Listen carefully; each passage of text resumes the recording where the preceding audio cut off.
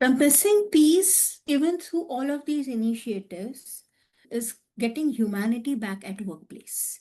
Human-centered attitude is what, in your Yes. opinion, is missing. That's important because it also brings back the old discussions we are having today about being a global citizen with humanity at the center, embracing humanity, the values that you mentioned, for example, social justice, creativity, positive communication, and so on. Now, I believe it's very important for our audience to understand if you could offer an example or a couple of examples about how the notion of workplace spirituality or corporate spirituality has succeeded in restoring or even further developing this values based environment that would encourage individuals to be happy where they are.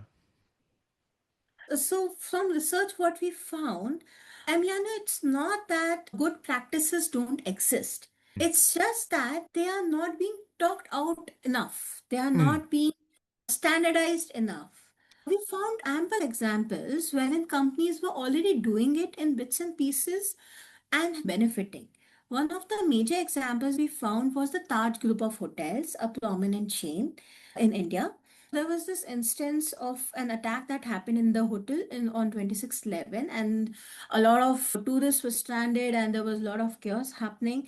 People who were taking care of the staff that was taking care of the people, they knew all the exits. They could have saved themselves, but they saved the guests' lives.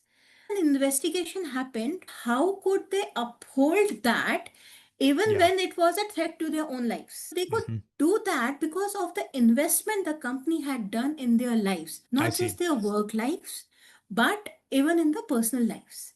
So they were taken from the tier 2, tier 3 cities, they were groomed, and it's not just them, their families were also taken care of, and they had an agreement if something happens to them, their next kin would be given employment. Even at work, if there is some calamity in their personal lives, it will be taken care of, relevant proofs. There was generational employment also. There were a lot of initiatives being taken so that the person working gets off the personal troubles and focuses at work.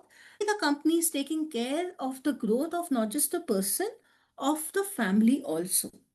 That's a very important part too, because oftentimes we focus on an individual, but there is all the background, right? The family and a life outside the working place itself. Now, we are heading toward the end of this very interesting conversation. There is one more question I want to ask you. But before that, I want to come back the principles, I believe the five principles that you mentioned at the beginning of our conversation. What are the five principles? If you can repeat them again, and I want to ask a question. The first one is finding meaning in life through work. So, when you're going to work, are you going to work just for money?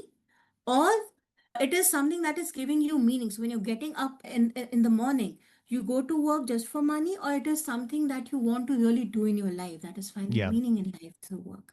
Then, having interconnectedness at work. Are you able to connect to the ecosystem wherein you're operating? Every field, every profession has an ecosystem able to sustain over there? Are your Yeah. values and the organization values matching?